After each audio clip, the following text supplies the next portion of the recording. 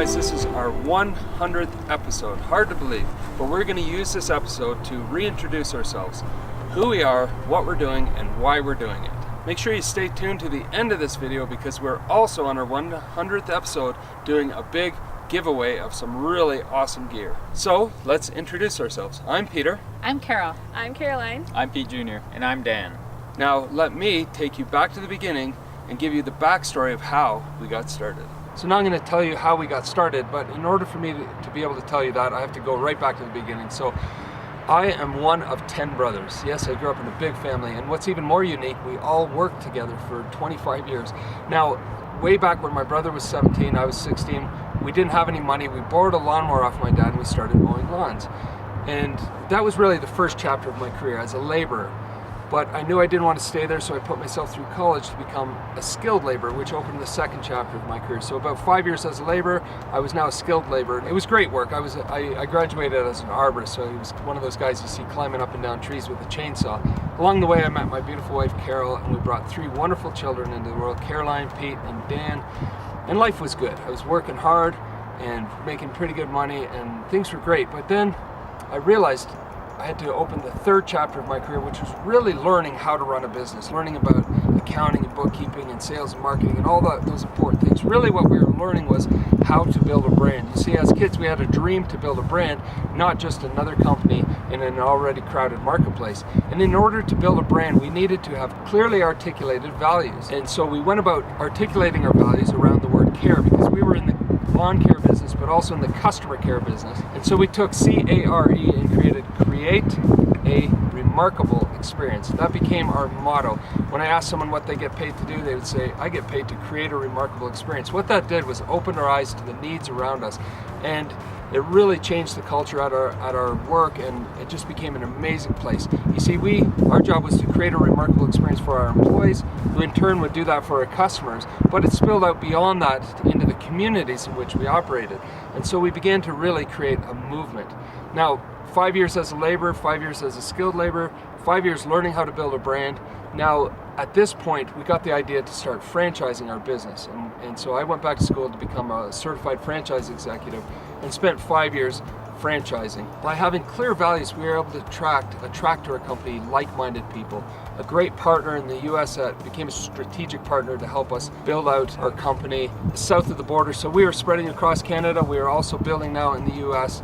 And it was just amazing attracting all these people who understood what it means to create a remarkable experience, not just for our customers, but our colleagues and the communities in which we operate.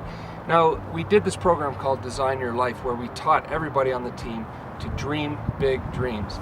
Now, I attended that class about 8 years ago, and the instructor gave me the permission to dream a personal dream. See, I was so focused on business that I could tell you our business goals and objectives, but she said, no, what are your dreams for you and your family? So it really made me think, and I sat down and began to write some things. Now, when I was younger, I got to see Yosemite and Grand Canyon and Jasper and Banff and all the great national parks, and I really wanted to give that opportunity to my children. So I wrote down, my big dream is that we could take a 3-month road trip within 5 years. I gave myself 5 years to get in a position where that might be possible, but at the time it was impossible because I was so busy. We could only take 3 days off.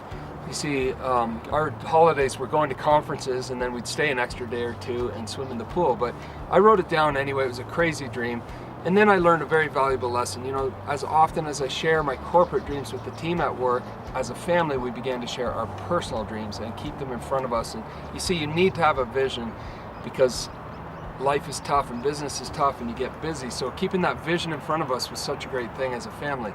And we took it and wrote it on a sticky note and pinned it up on the mirror where we brush your teeth in the morning, and that way your dreams stay top of mind. So for any of you, if you have a dream to do something, whatever your dream is, write it down and keep it in front of you and share it together as a family as often as you can. So now I'd spent 5 years as a laborer, 5 years as a skilled laborer, 5 years learning how to run a business, and 5 years as a franchisor.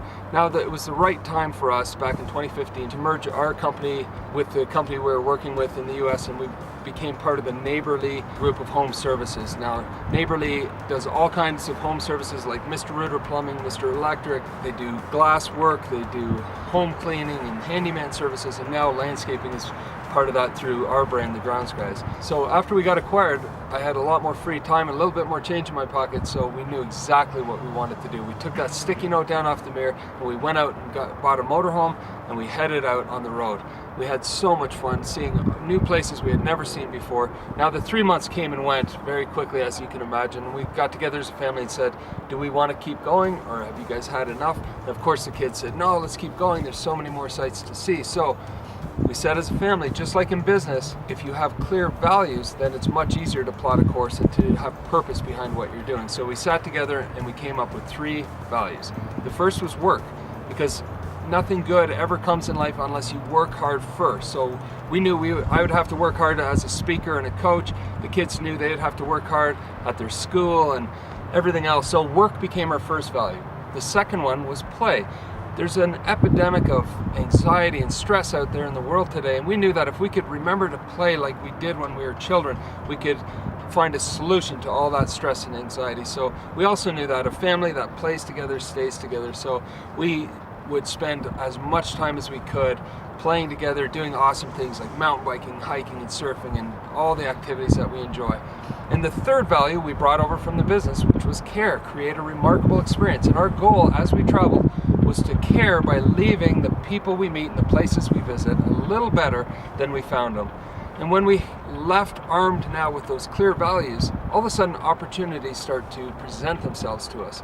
And we were presented with an amazing opportunity to go to Haiti. Now, we talked to the kids and said, Haiti is not a holiday destination. It costs about the same or even more than going to Hawaii, which will be luxury and you'll enjoy yourself. Haiti, you're going to be sleeping in a concrete building on a cot.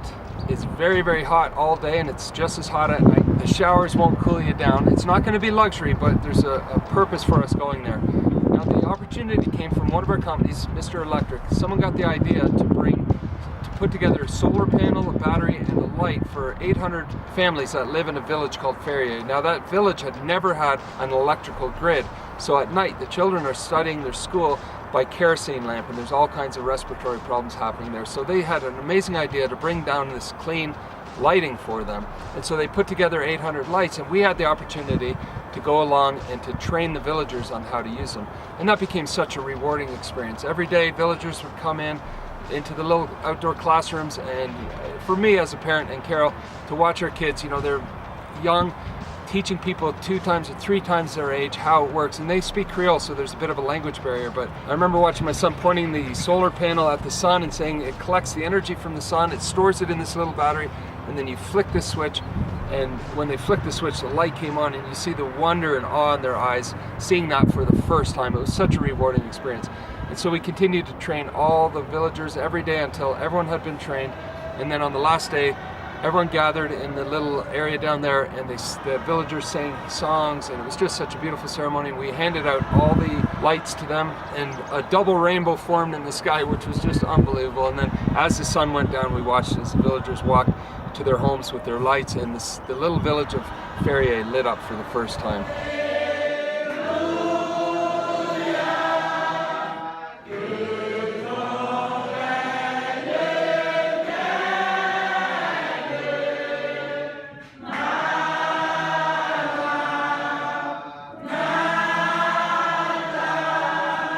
It was just such an amazing experience for us. And I always say, when you try to create a remarkable experience for someone else, it always comes back to you in greater measure. And so that was our experience there. We got back to Miami and we're having a drink with ice in it for the first time in many days. We're sitting in air conditioning for the first time in many days. And it was just such a contrast to where we had just been. And the kids were sitting quietly, and I asked my son, what was the impact of this trip? Did it, what was the meaning for you? And he said, he thought for a little while, and then he got up and he said, I am never going to complain again. And I thought, man, there's already value in this trip for us as a family. I asked my daughter, she's a teenager, and she's sitting there quietly just thinking about it. And I said, so what did this trip mean for you? And she thought about it for a minute and then said, I think I have too much stuff. wow, as parents, we were like, you don't hear that from a teenage girl. That was amazing insight, you know, because she had seen these villagers who have nothing, and yet they were so happy to take us into their homes, and they were playing games, and things didn't mean as much to them as it does to many of us. And so then I asked Daniel, he was only 12 at the time, and I said, what did you think of this trip? And he thought about it for a while, and then he said, my friend Woodley, he had made a friend down there. He seemed like he was wearing the same shirt, the same clothes every day. Does he have any other clothes? And I said, I don't know, son. I mean, they're pretty poor down there. That might be all he has. And Daniel said, well, that's good, because I left my clothes behind for him. He was the same height and size as Daniel. And I thought, man, whenever you try to create a remarkable experience for someone else, it comes back to you in greater measure. We thought we were helping them. That whole experience, they were helping us. So the whole Haiti experience was really the first catalyst for our family to kind of get our mind in the direction of being less attached to material things. We had talked about this for a long time, trying to live more minimalist, less material, being more about experiences than things. But Haiti really was kind of the first step towards that. At the time, we still owned our house back in Ontario. It was just sitting there empty. But then over the next couple of weeks, a few more things would take place that really started us on our journey to living the way we live now. I'm going to ask Carol to come in and help me tell this story, because the first one was, about a month later. Once we got back from Haiti, we carried on our journey with the motorhome, and we ended up in Joshua Tree National Park. And we're climbing a mountain, hiking as we enjoy doing. And there was no cell phone service, until we got to a certain height on the mountain. And then all of a sudden we must have connected with a tower, and ding, ding, ding, ding, all these messages, pictures were coming in. Now my brother had been checking in on our home every once in a while, and that particular morning when he showed up, he noticed something was amiss, and he went in, and the place had been robbed, ransacked, everything gone, stolen, smashed, destroyed, broken. That was the second catalyst to help us be freed from material things. In fact, we had a chance to put our money where our mouth was, right? I mean, yeah, I think so. I just had at Christmas a huge flat screen TV installed professionally on the wall. These guys came in and professionally uninstalled it, including the sound system. Everything else they smashed and broke. But it was just really, for us, it was an experience that kind of took us to the next level of being free from things. Yeah, it was kind of weird to see everything that you had worked so hard for 17 years, and it's just gone. But at the same time, it was exactly what Pete said. It was a little bit freeing too. Yeah. So the first one was Haiti, seeing people living with nothing and still being happy. The second one was, you want to be freed from your stuff. All of a sudden, it's all taken from you. That really gets you going on your journey. And then we carried on through California, and we started going up the coast. We were in Yosemite National Park.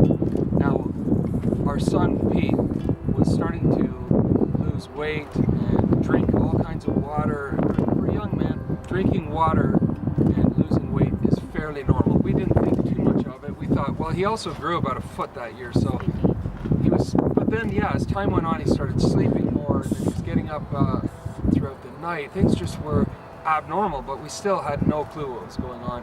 And he's not a complainer, so he wasn't complaining at all about his condition, but we really noticed it in Yosemite when he took his shirt off, and he had lost a lot of weight, and it concerned us. And we were going to go on a big hike that day. We were going to do Yosemite Falls. It's like 2,500 feet to the top. And we got to the bottom of the climb, and Pete just said, I cannot do this. I can't go on. Now, Pete is one of those, like all our kids, are very athletic. Usually they're just bounding to the top.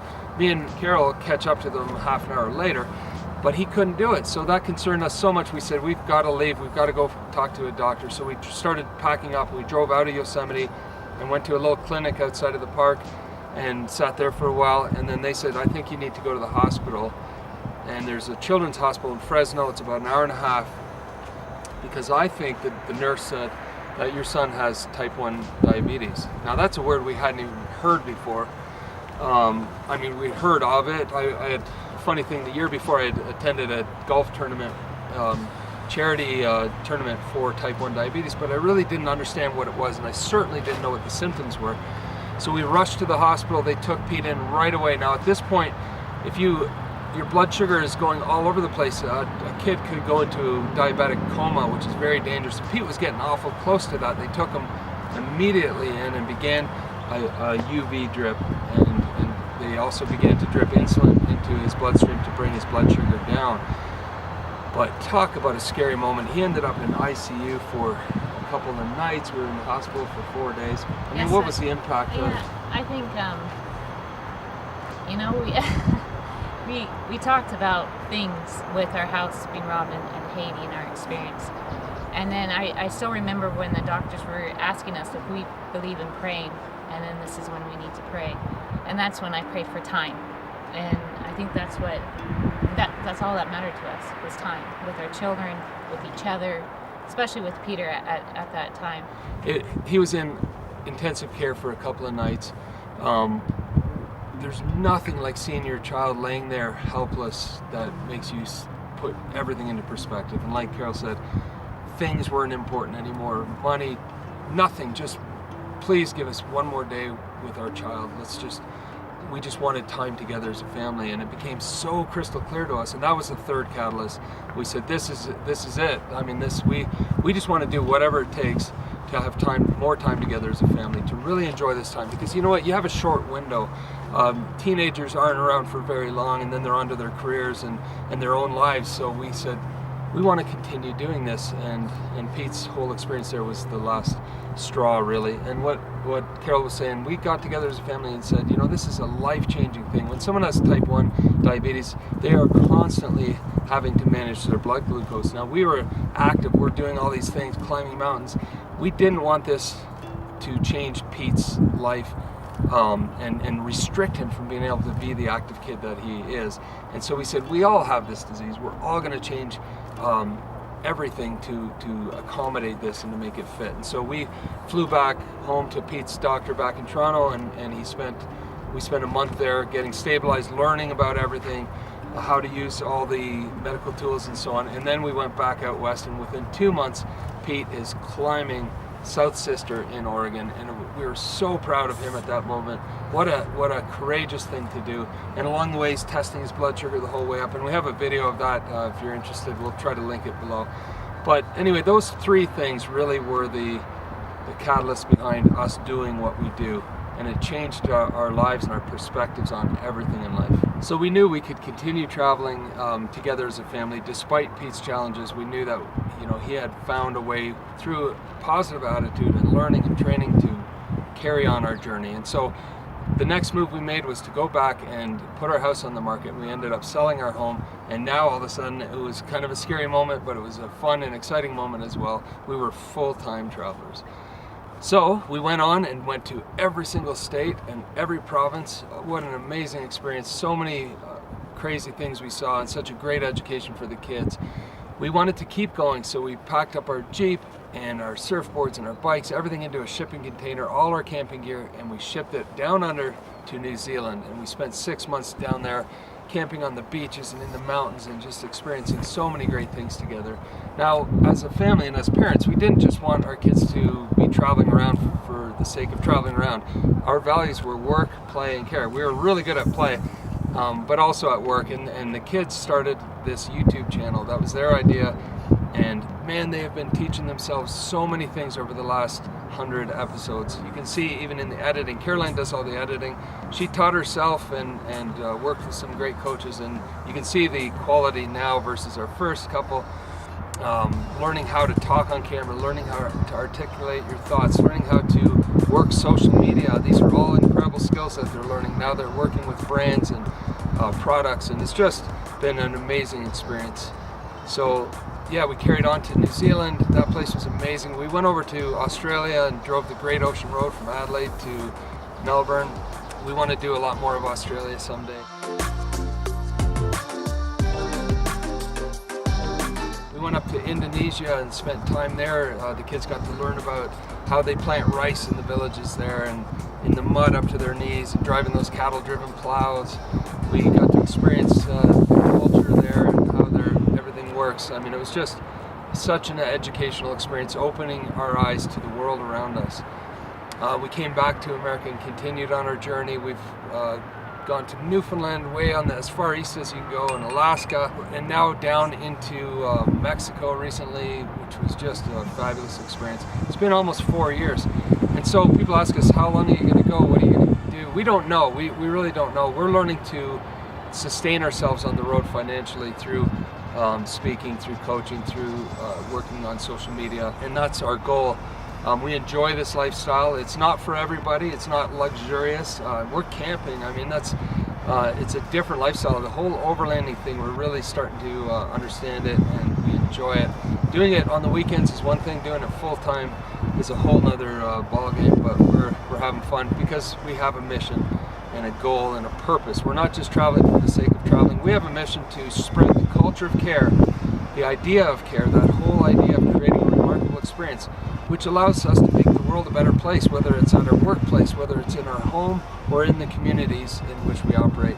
Like I said, when you have a mission to create a remarkable experience, the opportunities present themselves to us. When we were in New Zealand, the opportunity presented itself for us to go and help rescue 120 whales off a remote beach. Now, I think if we hadn't had our values top of mind, it probably wouldn't have been something that we would have been able to go and do. But because, I always say when values are clear, decision making is easy. And because we were there for the purpose of creating a remarkable experience, for leaving the people we meet and the places we visit better than we found them, that opportunity presented itself, and we packed up our gear. We headed 4 hours through the remote wilderness to a beach way up there where they said there's no food, no water, and only come up here. We desperately need your help, but only come up if you can take care of yourself. And of course we could, with all the gear and food we have stacked in our Jeep. And so that became another, just like Haiti, one of the most rewarding experiences we've ever been fortunate enough to participate in, and all because I think the kids acted on a simple value to create a remarkable experience. And so many other opportunities have presented themselves to us as we travel around. And so we want to continue to share the culture of care, to share the message of care to as big an audience as possible. And we do that from the stages at corporate events, we do that from trade shows, we do that using our social media platform, our YouTube channel. And you can help us if you're interested in sharing the culture of care. There's so many ways you can get involved and really help us in our mission to make the world a better place. Now for the moment you've all been waiting for, we'd like to introduce our great giveaway. Now, we're doing this as a thank you to all of our subscribers on YouTube and all the people that follow us on Instagram. Thank you for supporting our channel for the last 100 weeks. It's hard to believe it's been that long. It's pretty exciting. We also want to do a big thank you to the amazing brands that have participated in this giveaway. There's some really cool stuff that we've been using for the last 4 years on the road, and I think you're going to enjoy it. So for all the instructions on how to be part of this giveaway, go down to the description below here on YouTube, and also go over to Instagram. We're at Epic Family Road Trip, and the instructions will be there as well. This is going to be a lot of fun. Hope you enjoyed this video. Stay tuned for more adventures coming out every week, and click on the links at the end of this video to watch one of our previous adventures. And a big thank you to our patrons. Thank you for your support. And in the meantime, We'll see you down the road.